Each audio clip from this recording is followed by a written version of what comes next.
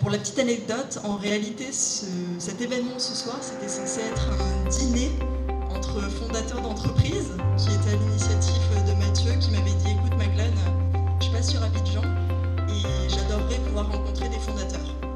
En parlant un peu à droite à gauche, j'ai senti qu'il y avait un vrai engouement et c'est pour ça que du coup on a organisé cet événement ce soir avec cet événement de haut vent puisqu'on a des panélistes de qualité comme vous le voyez.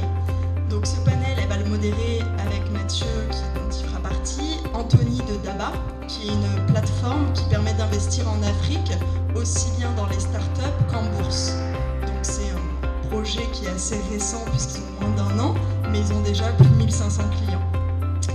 En parallèle, on a également Fayel, donc Fayel One, qui a plusieurs cordes à son arc puisqu'elle a monté énormément de Impact Hub en Afrique, au Mali, au Sénégal et également en Côte d'Ivoire. Et aujourd'hui, elle a été membre fondatrice et elle a été élue à l'unanimité présidente du CIBAN, donc Côte d'Ivoire Business Angel Network, qui est un club de business angel qui est hyper dynamique puisqu'en moins d'1 an, ils commencent déjà à investir dans des startups. Et enfin, on a Régis, donc Régis, CPO et cofondateur de Jamo. Donc Jamo qui nous accueille ce soir. C'est pas compliqué, c'est assez simple. 2022, grosso modo, tout est en baisse depuis 5 trimestres. Donc tous les early stage, medium stage, later stage dans le VC, dans le monde entier, sauf dans un continent. Et c'est en Afrique. Donc je vais vous expliquer pourquoi, de mon point de vue, on est dans cette situation au niveau global, et échanger avec vous pourquoi vous pensez qu'en Afrique, justement, c'est différent. Et ensuite, je me ferai l'avocat de l'importance des business angels et des early stage ici dans l'écosystème entrepreneur et pourquoi c'est quelque chose qui, d'une certaine manière, est la responsabilité de chacun d'entre nous. Et comment faire qu'un concept, qui est le concept de l'equity gap, qui est grosso modo le manque d'investissement en capital ou en equity dans les phases early stage et grosso modo ce qu'on doit changer pour changer un petit peu la dynamique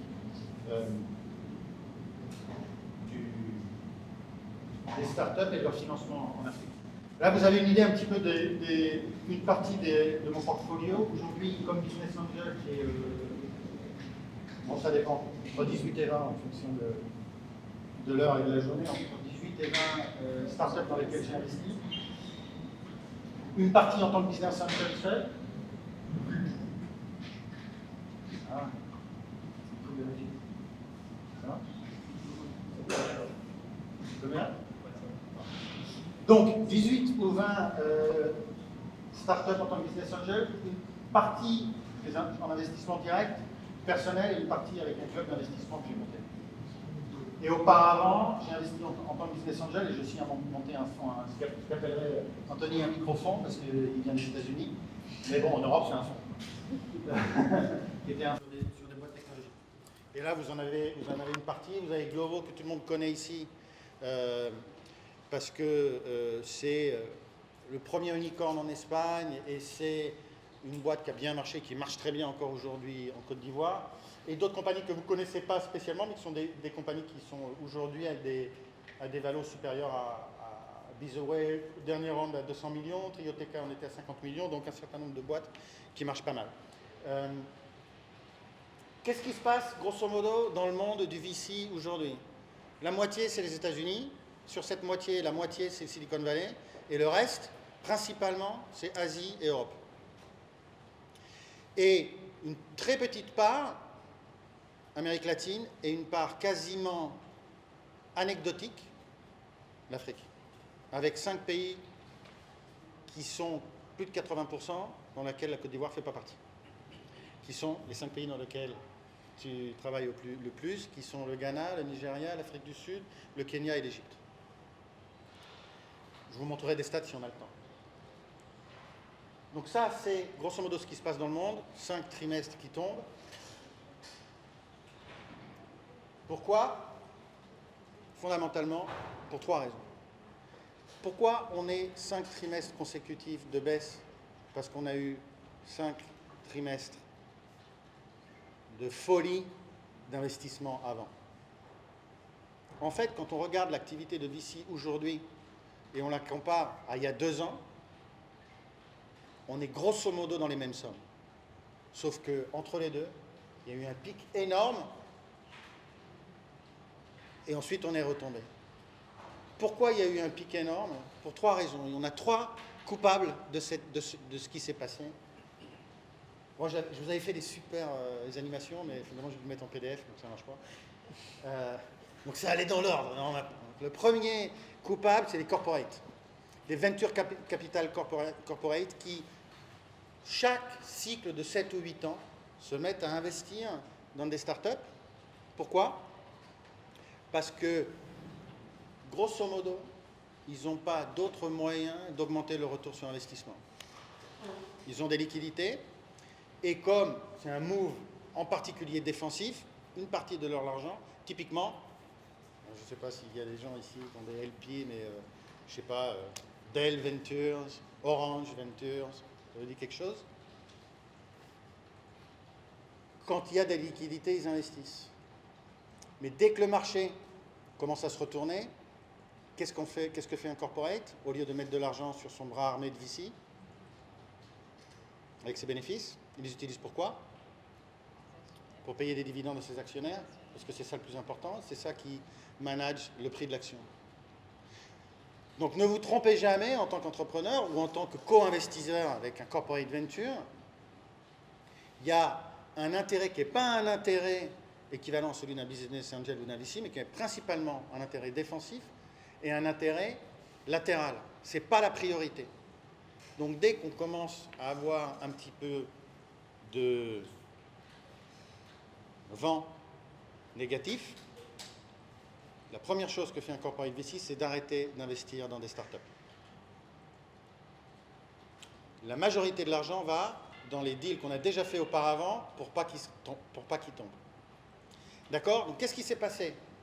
Tu as le même taux d'investissement, une croissance linéaire sur tous les continents, sur les business angels et les VC. C'est un low two digit, 7-8% d'augmentation, de croissance, de liquidité sur les business angels et les early stage VC. Et tout d'un coup, boum, il y a les corporate VC qui commencent à mettre de l'argent. Et ils mettent de l'argent où? Au début de la courbe. Pourquoi? Parce que les rendements qu'ils ont en haut de la courbe, en ronde, tour de table, E, F, etc., ne donnent pas les rendements qui sont aussi attractifs qu'en bas. Donc ils descendent dans la courbe.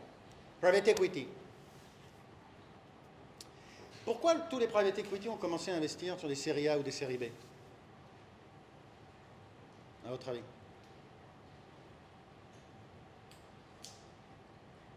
Retour sur l'investissement. Pourquoi? Parce que en 2021 et en 2020, il n'y avait pas de croissance, real estate, pas de rendement, pas d'inflation. Donc qu'est-ce qu'ils se sont dit? On a promis 10, 8, 15% à nos LPs. Il y a des mecs en bas, là, sur la courbe, qui font 30%, 35%.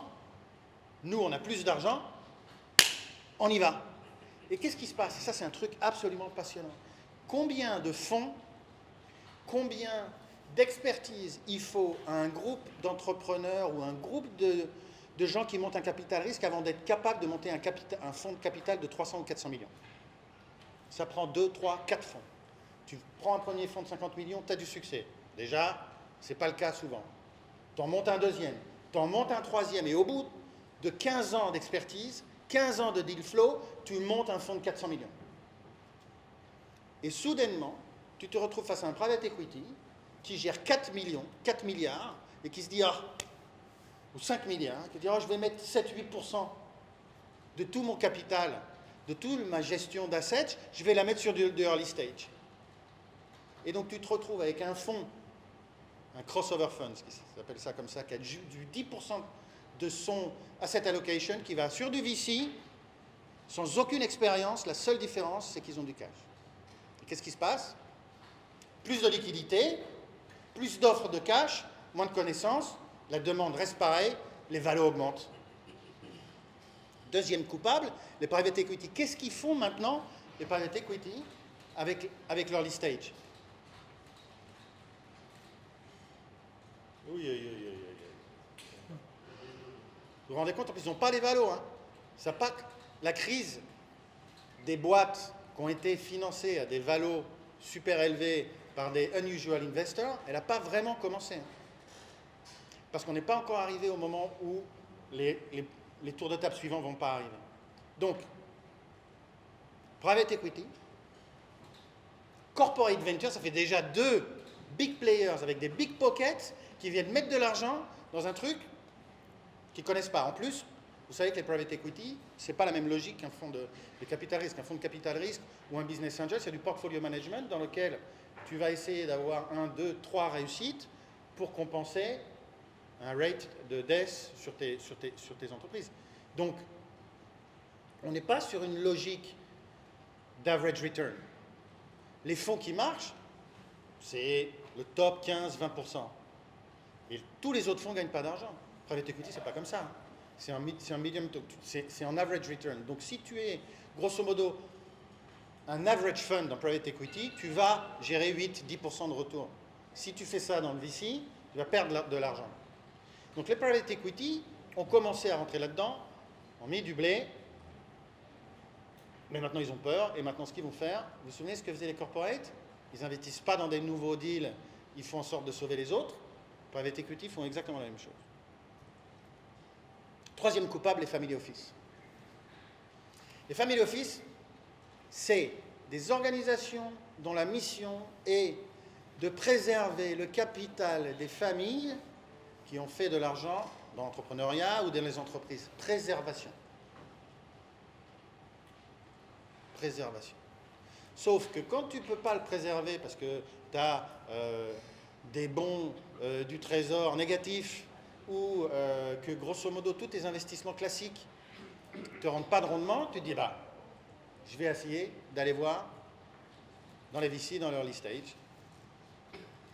Et au lieu d'être prudent et d'être des LPs, donc des investisseurs dans des fonds, ils ont commencé à les venir directement, sans les connaissances nécessaires, à investir early stage direct dans les startups. Donc, on s'est retrouvé avec une liquidité absolument irrationnelle dans les seed, Serie A, Serie B.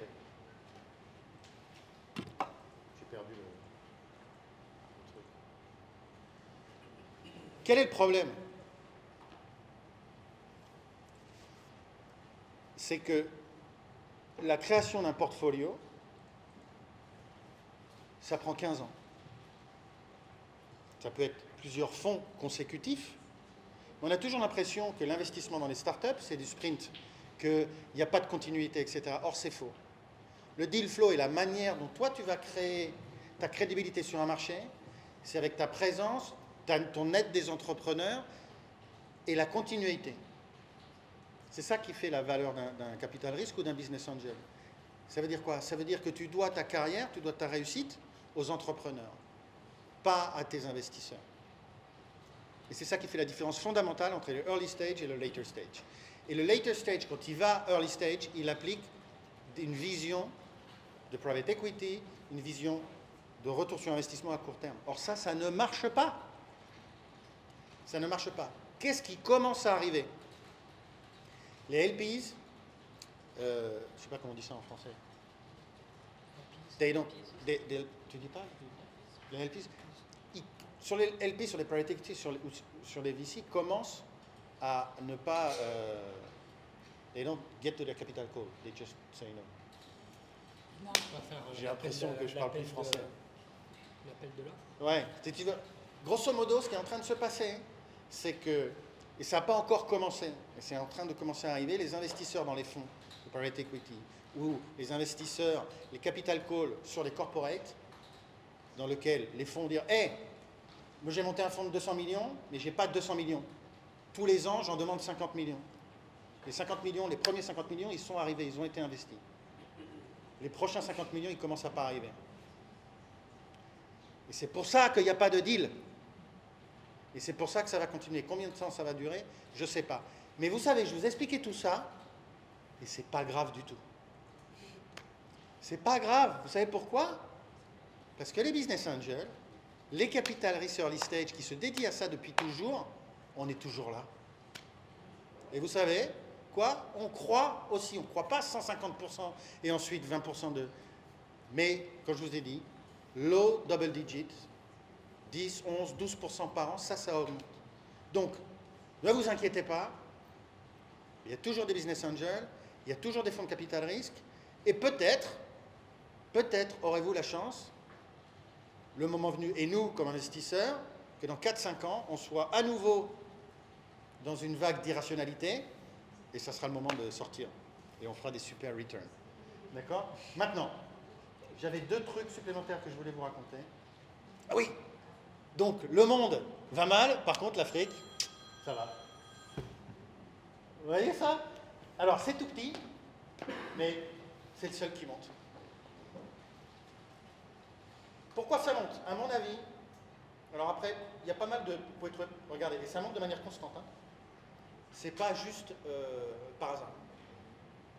Vous pouvez trouver pas mal d'infos sur le sujet. Moi, à mon avis, par contre, ça monte particulièrement en early stage. Et ça, c'est une preuve qu'on doit encore développer la maturité de l'écosystème. Pourquoi? Je vais vous montrer 2-3 trucs intéressants. Il n'y a pas d'IPO. Il n'y en a pas. Il n'y a pas d'entrée en bourse. Ça veut dire que la seule manière pour les investisseurs, pour les business angels, pour nous de récupérer l'argent qu'on investit dans vos boîtes, c'est soit un secondary, c'est-à-dire qu'il y a un plus gros fonds qui, à un moment, dans le processus de tour de table, nous rachète nos parts, ou qu'on vende l'entreprise. Mais tout d'un coup, il y a juste un chemin de sortie qui est ce qui est le plus lucratif pour vous, entrepreneurs, et pour nous, investisseurs, qui n'existe pas encore. Et c'est ça qu'il faut développer, et c'est ça qui changera probablement l'attractivité de vos entreprises dans les phases initiales. D'accord? Maintenant, est-ce que vous connaissez cette boîte? Attends. Non, bah, personne ne la connaît. Et vous savez ce qu'ils font? Ils te ramènent chez toi en 60 minutes ce que tu veux dans une caisse orange. Et ils ont commencé en 2015, en même temps que cette boîte-là. Ils font exactement la même chose. Vous savez la différence entre les deux? Pas que moi. J'aimerais bien, je serais beaucoup plus riche que je ne le suis. Mais des gens comme moi. Parce qu'on a investi dans cette boîte early stage alors qu'il n'y avait que quelques metrics. Et juste pour une anecdote assez rigolote, et je ne nommerai personne, moi j'ai investi dans cette entreprise parce que j'ai un ami qui m'a dit « Hey, il faut que je te présente les fondateurs de cette boîte-là. » Et ça c'est quoi? C'est du network, c'est des réseaux. C'est si mal. On investit dans des boîtes, on se connaît, on se met à plusieurs et on y va. Donc, qu'est-ce que je veux dire par là? Le gros défi fondamental pour que vous, en tant qu'entrepreneur, vous puissiez avoir vos premiers investisseurs, c'est qu'il y ait that we tap the equity gap. C'est-à-dire qu'on soit à même, en tant qu'écosystème d'entrepreneurs, de faire en sorte que, entre, si vous avez la chance d'avoir de l'épargne, de la famille, des amis qui vous aident au début, et que vous soyez dans une situation économique qui vous permet d'aller voir la banque, de faire des emprunts, de parler avec des fonds plus sérieux, entre ces deux moments-là, soit il y a des business angels et des fonds de capital risque early stage qui vous aident, soit ça ne marche pas. Et c'est là où je pense qu'on a une responsabilité commune entre tous, qui est de participer à ça. Donc, j'espère que l'année prochaine ou dans 2 ans, quand je reviens, et que je dirai, hey, qui se considère comme business angel, il y aura plus que 3 mains. Et il n'y a pas besoin d'être riche pour commencer avec business angel. Moi, mon premier investissement, je l'ai fait. Bon, tu me diras, je ne sais pas si c'est riche ou pas riche, mais j'avais économisé 5 000 €. Et je me suis acheté mon premier appartement à 42 ans. Avant, mon argent, il n'est pas allé dans m'acheter une maison, il est allé dans des startups. Donc c'est chacun notre responsabilité. Je crois que j'ai terminé, c'est tout ce que j'ai dit. J'ai fait plus long que prévu, je suis désolé. Voilà, 2023, c'est clair.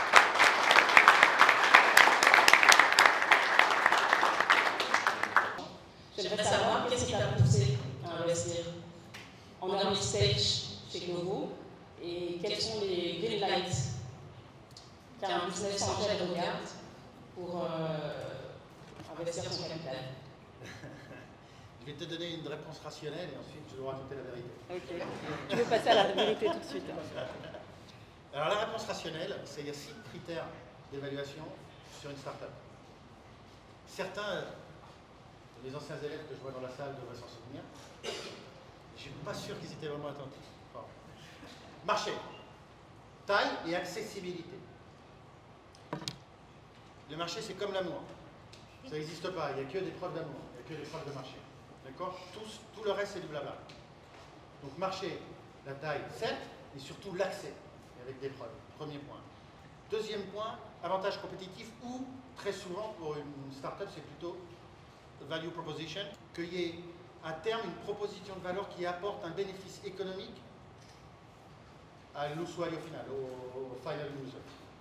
Ça veut dire quoi? L'une des Glovo, par exemple, c'est intéressant sur ce sujet-là, pendant longtemps, ça a été une offre de confort. Ça te permet d'avoir un certain nombre de trucs, mais c'est pas moins cher que de faire. Et après, à partir où c'est devenu moins cher d'utiliser Glovo que d'y aller toi, là c'est devenu vraiment quelque chose d'intéressant. Donc il doit y avoir économiquement un bénéfice pour un agent de manière très très claire au long de la chaîne de valeur. D'accord? Donc une proposition de valeur très claire, un marché accessible et grand, que ça soit le moment adéquat, ça c'est le plus ésotérique. C'est facile de savoir quand c'est trop tard. Savoir quand c'est trop tôt, c'est en général comme ça que tu perds ton argent quand tu es investisseur, quand c'est trop tôt. On a toujours raison.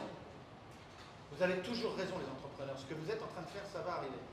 Mais si c'est trop tôt, c'est trop tôt. Et donc vous n'allez pas y arriver, et nous qui vous finançons, on va perdre notre argent en chemin. L'équipe. Alors ça aussi c'est difficile. Formation, oui. Expérience, absolument. Et après, on rentre dans des critères qui sont plus des critères soft. Moi, j'en mets 2 en valeur principalement. Le premier, c'est le calme ou la tempérance, c'est-à-dire je veux comprendre qu'il y a un processus de décision rationnel et qui est systématique, indépendamment des ups and downs qui sont le quotidien d'une startup. Ça, c'est très important. Et deuxièmement, j'ai tendance à mettre en valeur énormément la diversité le plus tôt possible. Diversité dans tous ses sens. Âge, gender, expérience. Parce que je pense que plus l'équipe fondateur est diverse, plus elle sera capable de répondre à un certain nombre de défis. En plus, ça c'est un de mes secrets, mais je partage, que ce que j'aime bien, c'est que dans l'équipe de fondateurs, il y ait une compétence offre et demande dans la marketplace sur laquelle ils sont en train de travailler. Qu'est-ce que je veux dire par là? En général, on monte un business avec des gens qu'on connaît, des gens qui sont très proches de nous. On a fait la même chose. Entre ingénieurs, entre business, je fais du marketing, on était dans une même boîte de consultants. C'est bien, mais si en plus, dès le début, tu es capable de dire non, tu sais quoi, 3 consultants de McKinsey qui montent une boîte, ça n'a pas de sens. Donc, on va en prendre 1 ou 2 et on va aller chercher quelqu'un qui a une expérience de l'autre côté du business qu'on veut monter. Et ça, dès le début, c'est vachement bien. Et ensuite, bien évidemment, scale. Que ça soit scalable. Attention, hein, scalable, ça ne veut pas dire croissance exponentielle. Ça veut dire que plus tu crois, plus tes coûts augmentent moins vite que tes revenus. Ça veut dire que chaque nouveau client crée une marge supérieure au précédent. S'il y a tout ça, il y a le 6e critère, qui est celui pour lequel on met de l'argent, c'est qu'on puisse le sortir avec un multiple le plus élevé possible. Donc ça, c'est la théorie. D'accord. Tu réponds la vérité ou pas? Je veux bien la pratique parce que l'entreprise que tu nous as montré tout à l'heure, Ouais. pourquoi pas elle et pourquoi Glovo? Eh bien, deux raisons. La première, c'est que Glovo a pris le risque d'opérer tout en étant tout à fait conscient que son modèle économique n'était pas parfaitement adapté à la loi espagnole. Et Unclis ne l'a pas fait. Ils ont dit non. Notre modèle économique ne fonctionne pas tel que, en termes de travailleurs indépendants qui font le transport, etc. Comme ça ne rentre pas dans la loi espagnole, on ne prend pas le risque.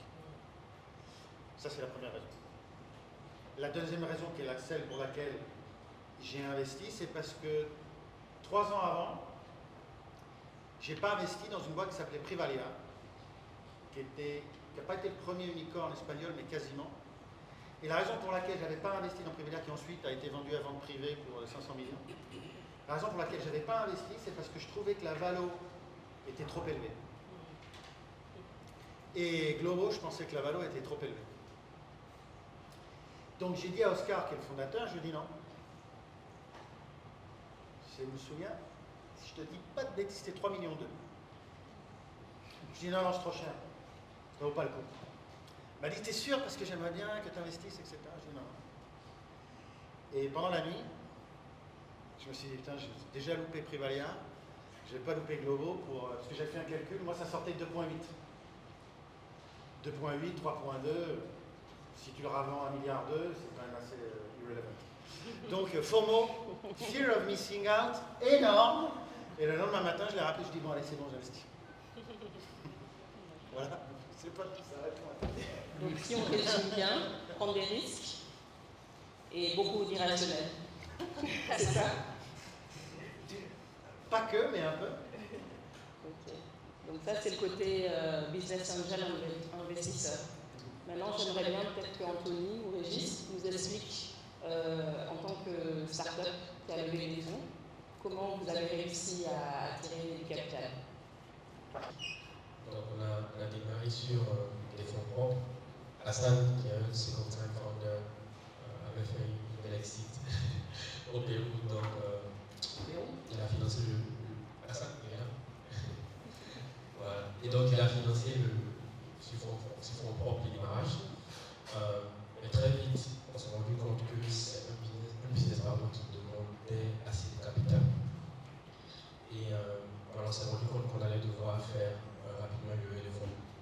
Donc ce qu'on s'est dit, c'est que le capital de départ allait servir à développer le MVP, donc un produit innovant.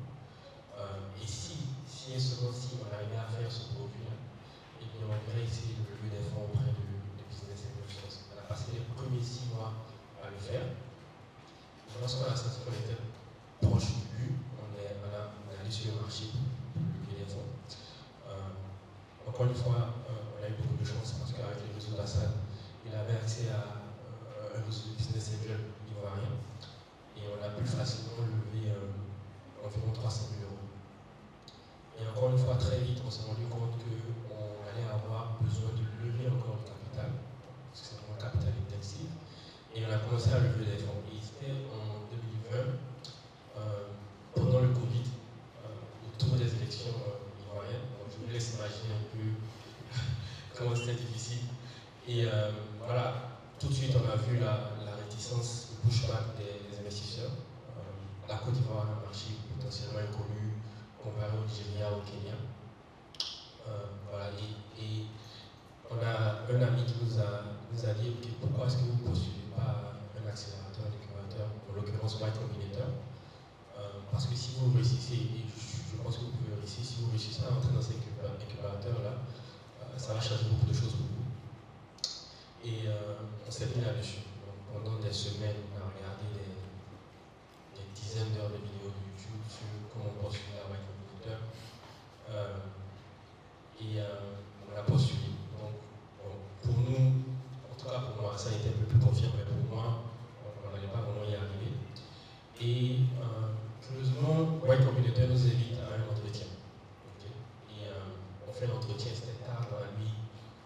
l'entretien. Le Y Combinator, l'entretien, c'est 10 minutes. 10 minutes pendant lesquelles vous parlez à 3 associés partners de Y Combinator et pendant lequel vous devez expliquer votre business model. Donc déjà, Y Combinator, tu peux expliquer? pardon, excusez-moi. Alors Y Combinator, c'est un accélérateur de start-up basé, c'est le meilleur au monde, qui est basé en Silicon Valley. Il a un taux d'acceptation d'environ 2%, donc sur 200 000 start-up, il y en a 400 qui passent. Mais c'est très difficile de rentrer là-bas, c'est plus difficile de rentrer là-bas que de rentrer à Harvard. Mais par contre, une fois que vous rentrez, vous avez accès à un réseau de start-up de renommée mondiale, donc, comme Dropbox, Coinbase, toutes ces grandes unicorns américaines. Donc du coup, on fait l'entretien. Donc 10 minutes pour expliquer à des gens à l'autre bout du monde un business model qui est nouveau sur un marché inconnu, c'est quasiment mission impossible. Ils vous harcèlent de questions. Et pour moi, à la fin du call, je vais dire, oh, ça c'est moi. On va pas passer. Et curieusement, ils nous disent, écoutez, on ne vous dit pas oui, mais on ne vous dit pas non non plus. On vous laisse un mois pour prouver que vous avez de l'attraction, que les gens sont intéressés par le produit. Et pendant ce mois-là, je pense que c'est la période où on a le moins dormi. Parce qu'on est allé partout pour prendre les cartes, on est allé dans les supermarchés, dans les entreprises, et on réussit à avoir un peu de traction. Et un mois plus tard, ils reviennent et ils nous disent ok, c'est bon, vous êtes venus. Et ça change tout pour nous, parce que avoir la validation du Y Combinator, les investisseurs vous regardent d'une autre façon. Et du coup, tu peux prendre le temps vraiment de choisir ton investisseur. Et c'est ce qu'on a fait à l'époque. On a regardé les investisseurs les plus stratégiques, donc qui nous apporteraient déjà un accès à d'autres fonds d'investissement plus puissants et qui seraient capables de remettre de l'argent sur les taux qui suivent. Et à l'époque, on a fait une levée de fonds avec Partech et ça a vraiment été un très bon choix puisque jusqu'à présent, à chaque difficulté, à chaque obstacle, Partech était là pour nous aider. Et je peux faire un commentaire par rapport à ce que tu as dit? J'ai quelques... C'est pas juste le meilleur, c'est le premier. C'est un peu pour inventer le concept même d'accélération. Mais moi, j'ai quelques amis qui se font monter des fonds. Une manière de crédibiliser un peu ton deal flow, c'est très simple. Tu vas au démo day de Y Combinator, tu prends des tickets 1, 2 ou 3 et tu continues ta modèle et tu te dis attends, moi j'ai 3 entreprises qui sont passées par Y Combinator. C'est un stamp de qualité dans un monde qui est petit et qui a un monde de followers qui est super bon. Une question pour l'Assemblée. On se rend compte qu'il y a énormément moins d'investissement sur la zone francophone. Est-ce que vous pensez qu'à un moment il y a un problème de culture, de language barrier? Qu'est-ce qui fait vraiment qu'on a moins d'investissement sur la zone francophone, selon vous? Je peux répondre très clairement. Okay. On travaille beaucoup avec les États-Unis et la langue est absolument une grosse barrière. Okay. C'est vraiment une des plus grandes barrières, je pense, qu'il y a à franchir aujourd'hui. C'est vraiment le manque de connaissances, le manque de facilité à communiquer avec les startups dans la zone francophone. Très gros problème. Mais je pense qu'il y a quand même un petit élément culturel. Et au fait, ce que je dirais, c'est que c'est pas culturel, c'est-à-dire un côté est mieux ou un côté est pire, mais en fait, moi, par exemple, je sais, j'ai été éduquée dans les deux systèmes, donc dans le système francophone et dans un système un peu plus anglophone. Et je vois vraiment la différence qui est mise, même au moment de l'éducation des enfants, sur les principes, au fait, qui sont vraiment, comment on appelle ça, qui sont, j'ai envie de dire appuyés, mais c'est pas ça, qui sont mis en valeur, mis en exergue. Et au fait, je pense que dans le système francophone, je me rappelle, voilà, quand j'ai commencé au fait dans le système francophone, c'est les dictées, c'est pas trop d'orthographe, c'est une dissertation, c'est comme si, c'est les maths, c'est voilà le problème. Et puis on est là, on fait les devoirs, on récite, il y a les examens, etc. Et je trouve que dans le monde anglophone, il y a beaucoup plus de fais-moi une présentation sur ça, essaye d'utiliser ta créativité pour ça, essaye de réfléchir à faites un débat, ça y est, toi tu es pour, toi tu es contre. Donc je pense qu'il y a quand même une aisance au fait en communication qui est peut-être développé plus jeune, dans un système plus anglophone, ou même quand je compare au système ghanéen et nigérian, comparé à nos systèmes ici francophones, tu vois que les gens sont plus, ils savent se vendre, ils ont 2 minutes avec quelqu'un dans l'ascenseur, boum boum boum, ma startup c'est ci, voilà, j'ai ça, là, et pouf, déjà il y a vraiment de la poudre aux yeux qui est là. Est-ce que c'est justifié ou pas? Pas toujours, mais en tout cas la première impression a été vraiment faite. Et je pense qu'ici on est beaucoup plus didactique, je vais connaître mon pitch par cœur, je vais faire ci, je vais faire ça. Donc il y a moins de rapidité, il y a moins de spontanéité. Et ça, pour moi, au fait, je pense que une partie au fait de l'origine, c'est vraiment lié à notre système éducatif, qui a tendance à être beaucoup plus carré, beaucoup plus par cœur, poésie, dictée, blablabla. Tandis que dans le système anglophone, enfin voilà, on arrive déjà à des gens de 14 ans, 16 ans, ils savent à peine, ils ont un orthographe absolument médiocre, mais bon voilà, ils parlent bien, ils se vendent bien, etc. Donc je pense que ça c'est quand même un élément. Et pour moi, c'est pour ça qu'en fait, quand on est dans nos interactions avec les entrepreneurs, dans nos incubateurs de start-up, on essaie de beaucoup travailler sur l'état d'esprit. Et l'état d'esprit, le mindset, c'est vrai que c'est ça qui est le plus difficile à changer. C'est facile de dire, voilà, je vais t'apprendre à faire un modèle financier plus ou moins. Magdalene dira que c'est compliqué, elle a une expérience récente, mais disons que ça, voilà, c'est des skills, voilà, on s'entraîne, on sait le faire. Mais c'est vrai que tout ce qui est comment je me vends, comment je communique, est-ce que je suis à l'aise, est-ce que je fais mon pitch est dynamique ou je suis là figée en train de dire il y a tout ça, je pense qu'il y a quand même... donc pour moi, il y a une partie de la réponse qui est peut-être un peu culturelle. Mais je pense qu'avec le temps, ça peut... et je parlais à une amie, peut-être vous la connaissez, elle s'appelle Rebecca Enonchang, elle est très influente dans le monde des startups, c'est une Camerounaise. Et elle dit toujours qu'au fait, son conseil aux francophones, c'est d'utiliser au fait ce qu'on a, c'est-à-dire la rigueur, voilà, on sait faire, on a fait des dictées, on a appris des poésies par cœur, etc. C'est d'utiliser cette rigueur pour vraiment en faire une force et dans nos interactions avec les investisseurs et être vraiment tout maîtriser, ses chiffres, son histoire, etc. Donc il y a aussi le revers de la médaille qui peut être positif, mais il faut qu'il soit bien utilisé. Et voilà, donc moi c'est ce que je dirais, c'est mon avis personnel. C'est le système, c'est la même chose, tu regardes la France et l'Angleterre, il y a peut-être un truc d'éducation et de la langue, j'avais jamais réfléchi dans cette logique-là. Moi je voulais répondre à la question, tu n'as pas trop compris la question que tu posais sur l'incubateur accélérateur, mais moi je peux te dire une chose en tant que early stage investor, je ne comprends pas vraiment, peut-être que Faïl tu pourras expliquer, je ne comprends pas vraiment le business model des incubateurs, des accélérateurs. Je vois comment ils perdent de l'argent. J'ai du mal à voir comment ils en gagnent. Mais moi qui arrive après, c'est merveilleux. Parce qu'ils font le filtre à leur coût et moi j'arrive après. Donc les incubateurs et les accélérateurs sont des players qui changent absolument le landscape parce que les startups, après, sont bien plus capables de créer de la valeur et donc bien plus attractives pour moi en tant qu'investisseur. Donc c'est merveilleux. Alors, moi j'ai une question encore, c'est moi qui pose la question. Je pose la question pour pratiquement tous les entrepreneurs qui sont là. C'est comment on fait pour trouver un business angel? Pour trouver un business angel. Merci, bah. Il ne faut pas gérer ton réseau de gens qui t'aident, avec qui tu peux travailler, uniquement sous l'optique de l'investissement. Ça viendra le moment venu si tu en as besoin. Mais c'est une question d'écosystème et d'entourer de gens. Pour répondre à ta première question, comment on trouve un business angel? C'était la question de la gestion. Comment on trouve un écosystème, un business angel? Par recommandation. C'est la recommandation. Si je connais un peu 4-5 personnes ici, et je connais bien 3-4. S'ils viennent me voir et ils me disent, comment tu t'appelles? Asana. S'ils me disent, hé Mathieu, parle un quart d'heure avec Asana. Son projet est bien, je la connais, je vais t'écouter 15 minutes. Tu m'envoies un contact sur LinkedIn, je ne vais pas t'écouter 15 minutes, je n'ai pas le temps. Donc recommandation, qui vient avec le network dans ta vie. Mais de manière, comment je te dirais, naturelle. Je ne sais pas si c'est le mot adéquat. Mais la recommandation, c'est la clé. C'est la clé. Tu as recommandé tout le monde. C'est ça.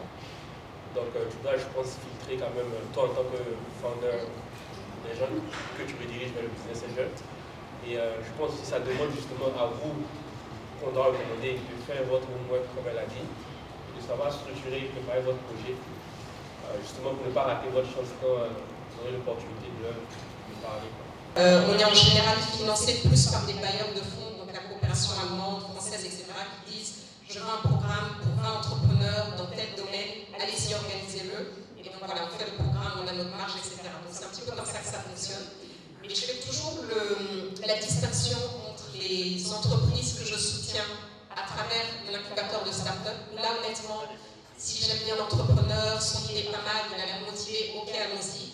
Je peux beaucoup t'aimer, je peux trouver que tu es super sympa et que tu es très ambitieuse, que tu as beaucoup, mais je ne vais pas investir. Parce que moi, là, je mets vraiment mon argent pour pouvoir le ressortir. Et en effet, il y a plein d'investissements qui échouent, mais je ne vais pas investir en me disant, je suis sûre que ça va échouer, parce que là, ça ne vaut pas la peine. Je préfère garder mon argent et faire autre chose.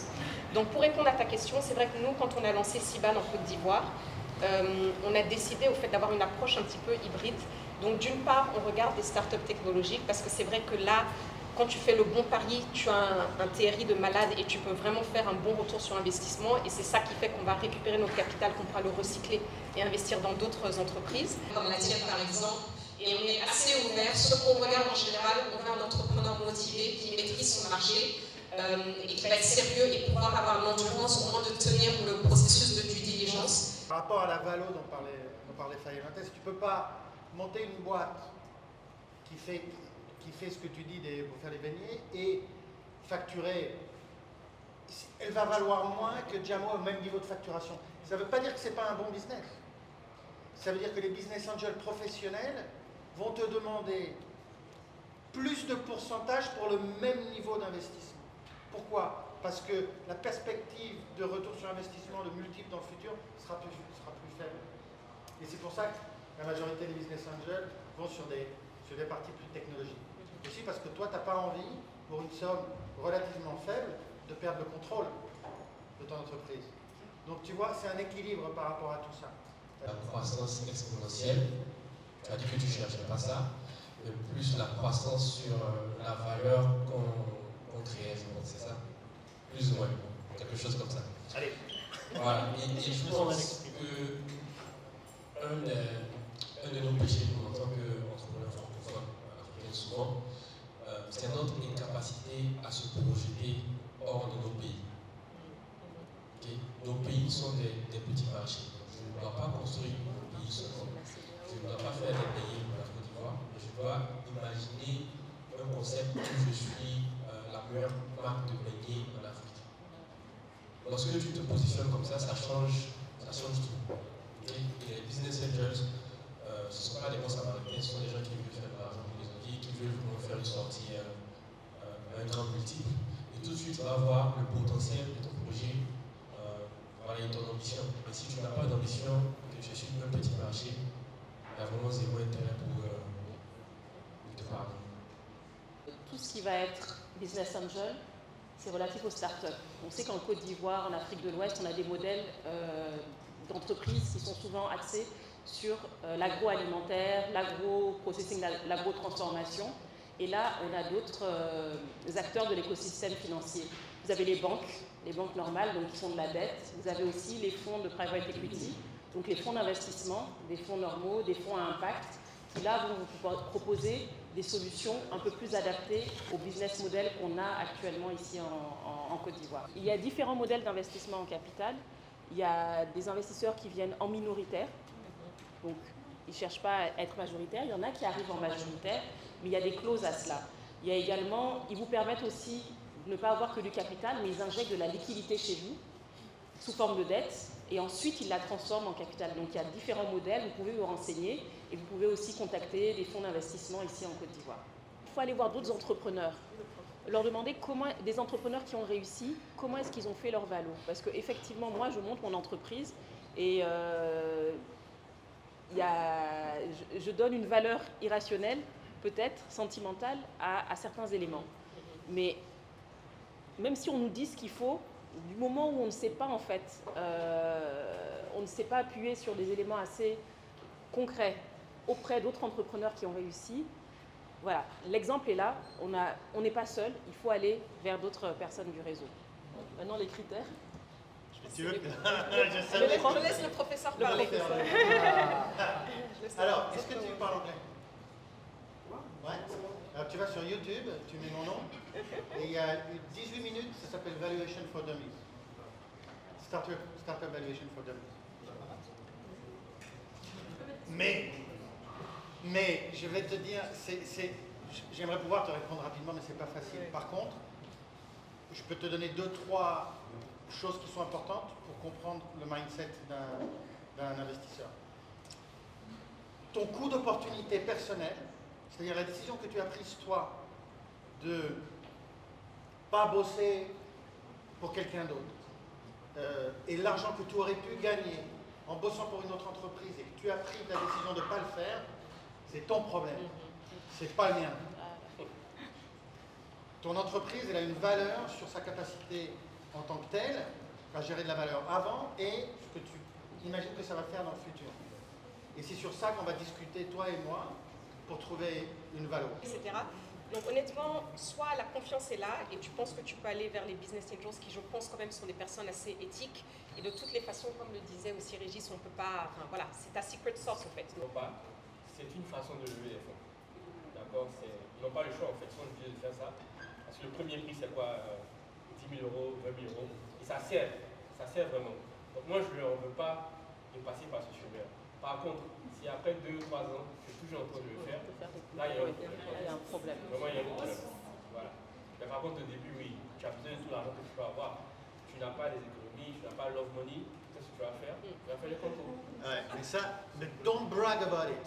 C'est-à-dire, exactement, dis ça. J'avais pas, j'adore ce que tu dis. C'est-à-dire, j'ai gagné ça et ça et ça et ça m'a permis de ne pas me diluer, de ne pas demander de l'argent à qui que ce soit, d'avancer, et je suis smart.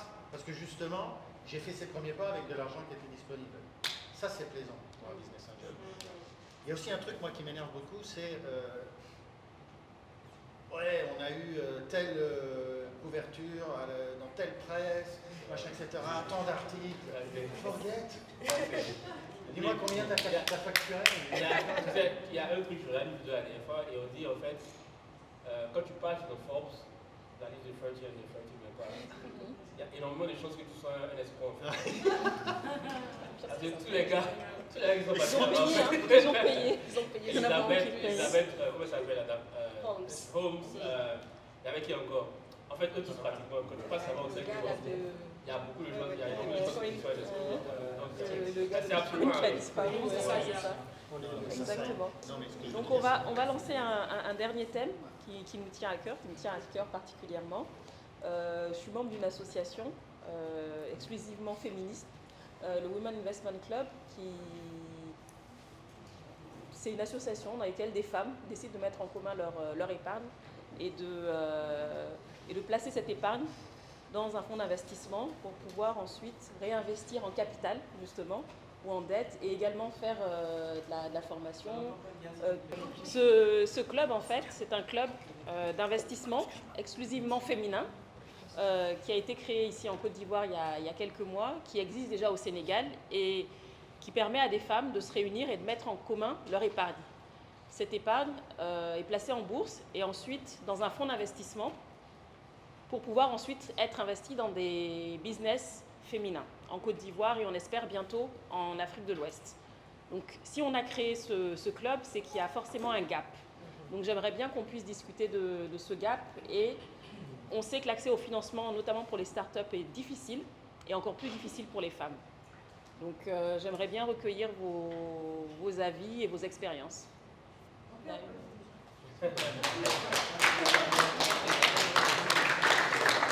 C'est très intéressant en fait que vous en parliez parce que moi, jusqu'à preuve du contraire, c'est un marché qui m'intéresse, mais j'avais aucune idée de vers qui me tourner ou bien vers quel groupe de femmes me tourner pour justement essayer de dire ok, j'ai un peu d'épargne, que ce soit 1 000, 2 000, 3 000 euros, je dis n'importe quoi, mais comment placer cet argent en bourse et comment justement aussi aller sur ces marchés et avoir en fait, et prendre la place aussi qu'on a sur ces marchés-là. Il faut dire qu'on existe, on peut investir et qu'on peut aussi prendre des risques autant que les autres qui prennent des risques sur ces marchés.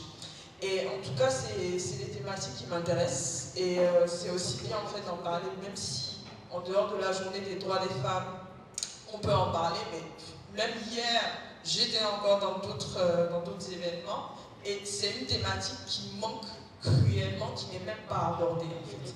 Et ça, j'espère en tout cas que ça sera approfondi et que d'autres femmes pourront aussi se constituer en fond et en actif avec beaucoup plus de représentabilité sur les marchés et être aussi agressifs que les autres MSN. Beaucoup d'investisseurs disent, c'est que, ah oui, mais nous on veut bien investir dans les femmes, mais on ne sait pas où elles sont, on ne les connaît pas, etc. Ben non, c'est parce que vous avez vraiment des œillères, c'est à vous aussi d'enlever les œillères et d'ouvrir votre cercle et d'aller voir qui est là, parce que les femmes, elles sont là. Et le dernier point que je voulais vraiment mentionner, c'est que, au fait, les analyses qui ont été faites sur la performance des startups gérées par des femmes, ça montre que pour chaque dollar investi, au fait, on crée le double du revenu, qui est l'équivalent, au fait, pour les hommes. Donc ça ne fait pas non plus juste du sens, parce que voilà, on a envie de mettre la photo d'une femme sur notre site web et de se montrer champion du genre et tout. Ça fait du sens aussi financier et économique. Et je pense que ça, c'est vraiment un changement qui doit être fait à tous les niveaux. On a aussi étudié et analysé au fait que beaucoup d'investisseurs VC, quand ils parlent à des hommes, ils leur posent des questions sur l'opportunité, le upside, etc. How big can you get, etc. Et quand ils parlent à des femmes, c'est mais oui, et le risque, est-ce que tu as pensé à ci, est-ce que tu as pensé à ça? Donc je pense qu'il y a un grand problème de mentalité et de mindset qu'il faut vraiment ajuster pour qu'on puisse être dans une situation où, quand on regarde les levées de fonds qui ont été faites sur le continent africain, il n'y ait pas seulement 6,5% de la valeur des fonds levés qui soient alloués à des entreprises gérées par les femmes, mais au moins les 50% qu'on mérite de par notre nombre. Voilà, c'est ce que je voulais juste dire. Merci.